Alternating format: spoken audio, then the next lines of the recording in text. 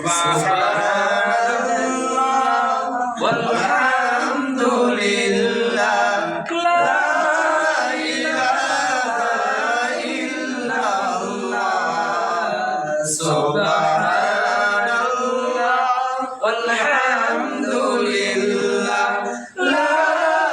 ইলাহা ইল্লাল্লাহ সুবহানাল্লাহ তামাম জাহান সৃষ্টি তোমার আকাশ মাটি